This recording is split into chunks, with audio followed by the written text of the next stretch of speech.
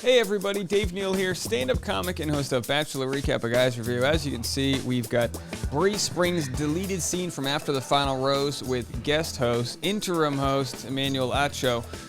This scene was deleted. Nobody knows why, so let's watch it. I wonder if it was deleted because it wasn't a good interview, or if it was due to time, or whatnot. But if there's anything juicy in this interview, I will find it out. So let's watch it. It's 9 minutes. Let's watch this, and then we will react to it. Here we go, folks. Now, Bri, first off, I just got to ask, how are you doing? It's been challenging to watch this journey back amid all the controversy, but I've had a really strong support system to lean on throughout all of it, so I feel good in that sense. Well, before we get back to the challenges, and obviously there have been a lot for you emotionally, spiritually, as I can imagine, take me back to the high moments. You got the first one-on-one date. You were thrown off of an ATV, for crying out loud. Let's go back there. What do you remember about that moment? Yeah, I remember being scared for my life. But no, I mean, there was no denying that Matt and I hit it off straight from the beginning. You know, it was a very rare chance, a rare opportunity to meet someone who has a similar background as you do. You know, I am biracial. I have a single mother. My dad was not in the picture all the time. Matt and I shared those things in common. And so I think that set a really solid foundation for the two of us moving forward. It's hard to be vulnerable for anyone. Particularly you, as you stated, that's something you struggled with. Yeah. You struggled getting to a place of sharing your feelings with Matt until you had a conversation, a very intimate conversation with your mom. Let's take a look back. Do you feel like you are in love with him? I'm falling in love with him. I'm so scared. I know that you want to protect yourself, and I want to protect you too. But you have to, I think, make a commitment to yourself to be honest, and you have to be vulnerable, and that's a hard thing to do. I can't even imagine what it would feel like to tell him that I'm falling in love with him and then to leave. Worst case scenario, we are mending a broken heart together. These feelings for Matt are terrifying. But if I don't tell him, How is he ever gonna know? I really am so in love with you because it means the world to me that you can understand me. And it really just goes to show why I love you and the things that I love about you. I feel like I'm on cloud 9 and so in love. I feel like I've found my person.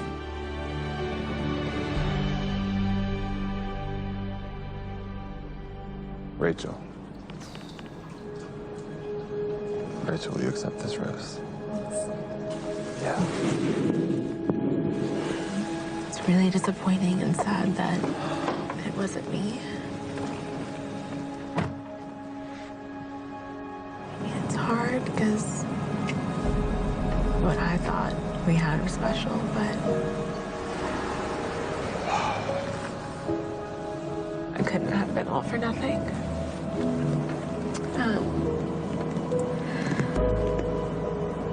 Yeah, it really couldn't have been. I mean, I wish I were standing up there still.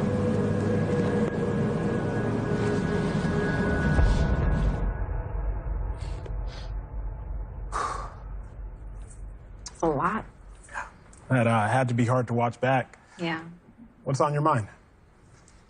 Yeah, I mean, it was difficult. It's difficult to watch that back and see, you know, how heartbroken I was. But one of the most challenging things of this entire journey has been watching it back, because you're left to pick up the pieces of the puzzle and put it back together. And I think after watching this, it now has become very clear to me where Matt's heart has been this entire time. Well, was there any moment, take me back to the moment where you realized maybe he doesn't feel about me how I feel about him, or were you just shocked? Yeah, I think Hometowns was a really big turning point for me in the relationship, where that was the first time where I actually started doubting just how strong our connection was compared to all of his other connections. But as you saw with that conversation with my mom, I do not regret putting myself out there the way I did, opening up to Matt how I did, and really, truly allowing myself to fall for him. Well, let's talk about your incredible mother. I mean, everyone saw how emotional I was whenever I saw my mom, and she has delivered on that promise. You know, I've always admired my mom's ability to be a mother above everything else. Yeah. And she's been my rock. I can tell you're getting emotional even while talking about your mom. I am.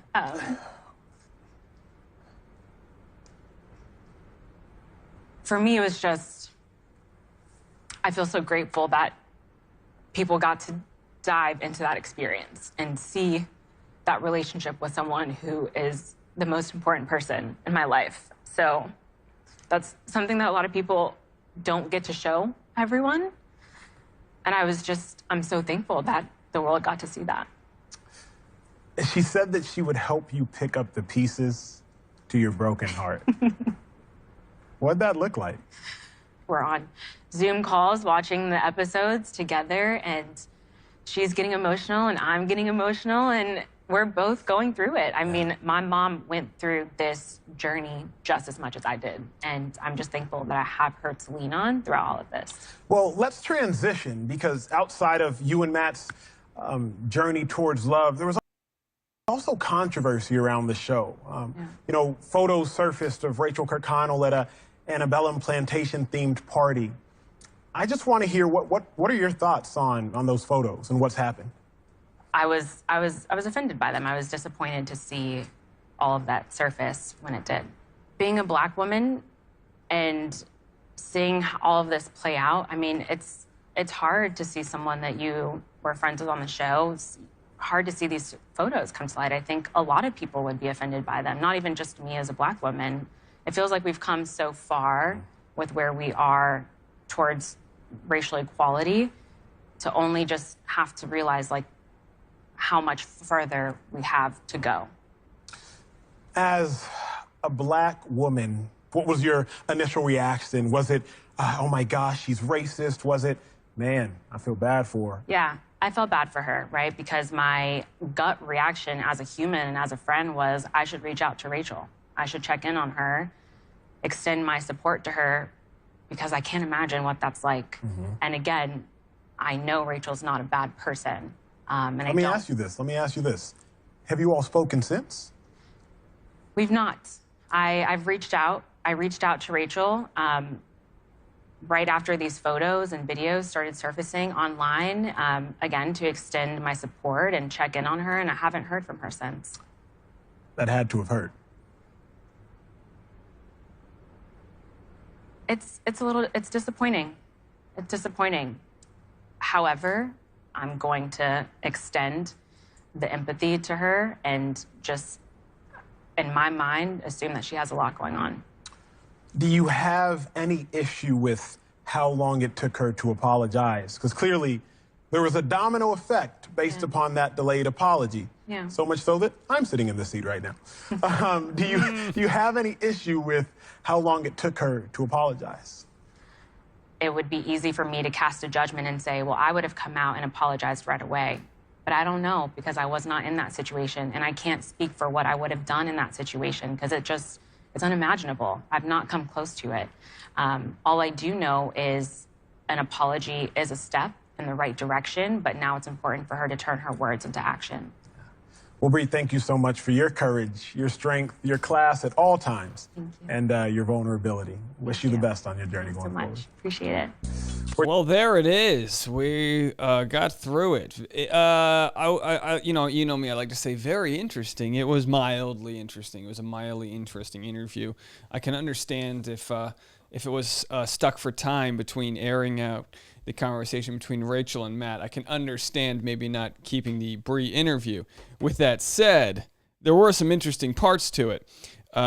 because as we know, the week before this, after the final roast came out, Bri unfollowed everyone in the Bachelor Nation, the Bachelor Instagram, all the people. And so she probably knew she was cut out of after the final roast before we all did. I think that's a courtesy that usually if you're like an actor in like a movie or something and your scene was cut out, usually your agent finds out and they tell you, hey, you're not in the final cut, whatever. So I'm sure Bri found out she wasn't in the final cut, especially with her being PR savvy. I'm sure she was like, am I in this thing? What happened? And she wasn't, and she unfollowed everyone. And I'm glad we could see this actual scene play out here. So some highlights from the interview. She says she hit it off from the beginning with Matt. Bri's mom says, be honest, be vulnerable. That's pretty great advice from a mom, I think, because, it's one of those things. It's like, if you put your guard up, you're not going to fall in love. If you take your guard down, you might fall in love, but you might also get your heart broken. It's kind of one of those scenarios. You got to be like, you kind of got to be like an idiot. You got to go into it pretty dumb, knowing that the odds of it working out are low, but you also have to be like, I believe it can work. Because in the off chance that it does, it does. So the mom says, worst case scenario is we are mending a broken heart together. And that's what happened. Hometowns, she says, were a turning point for her where she realized maybe he just wasn't that into her. And Bri's mom delivered on her promise. They had Zoom calls watching episodes together. Bri's mom is, I believe, Claire's age or younger. Can we get Bri's mom on Bachelor in Paradise maybe? I think we could get her on there, right? Let's see what she's up to. Is she single? I think if she's single, we'll find out. Caller agent, hometowns. Okay, so Bri said she was offended by Rachael Kirkconnell's photos and said that even though there's been a lot of progress, there's so much further to go. Couldn't agree more with you, Bri. Absolutely. Bri, she's very media savvy. She knows how to conduct an interview in a way where she's got tons of poise. I wonder if this is one of the reasons why they didn't want her as Bachelorette. I wonder if Bri is like too good on camera, where they're like, we're not going to get the juicy sound bites out of her. I could be wrong, I don't know, but obviously someone like Claire Crowley will just scorch earth somebody if Yusuf looks at her the wrong way. It's like, you gotta go. You know what I mean? So I wonder if Bri's like, if she was too well spoken for the role. I mean, honestly, think about it. They're trying to create drama over there. So yeah, she says she felt bad for Rachael Kirkconnell and hasn't spoken to her since. Now that's the most interesting part of this story, I believe, is that she hasn't spoken to Rachael Kirkconnell. Rachael, the same scenario happened with Michelle, where Michelle says she reached out to Rachael Kirkconnell, didn't hear back from her either. Bri, takes the high road and says, I'm going to have empathy for her and understand she's going through a lot. That's what's interesting. Emmanuel Acho said, because of the delayed apology, there was a domino effect. And he says, that's why I'm sitting in this chair right now. And that's exactly what it was a domino effect, where I don't know what kind of advice Rachael Kirkconnell was getting not to apologize any sooner. I always assumed that it was the show that was holding that from her, which still may be the case. The show might have been saying, hey, even though legally she was allowed to speak, they were saying, just wait for it, just wait for the right time, wait. It kind of felt like she's wanted to get that off her chest. I don't think we're going to know that info for a while, but either way, it did not help to let that wildfire spread, especially during a time. So many factors go into that. The stay-at-home order, being in a pandemic, the fact that we're all kind of on edge already, not to mention the racial tension in our country, and so many like underlying issues there, accompanied by her not addressing something that was more than an elephant in the room. Her not addressing her situation, where she thought, where her standpoint, knowing that there is the first Black Bachelor who's falling in love with her as we watch it. I mean, it was the perfect recipe for a wildfire, and that's exactly what we got. So Rachel's interview was interesting, but as I could say, I don't think it was anything to do with Emmanuel's interviewing abilities, why this was cut. I think it just wasn't the peak of the drama. That so much drama was in this season of The Bachelor, is that that her storyline was just, she was heartbroken. That was it. That this would have been the number one storyline in past seasons. Heartbroken Bri. But instead, so much more going on within the show. Let me know what you guys think. Leave a comment. We got tons of content coming out, so hit the subscribe button, like it, and we'll see you guys in the next video. Bye now.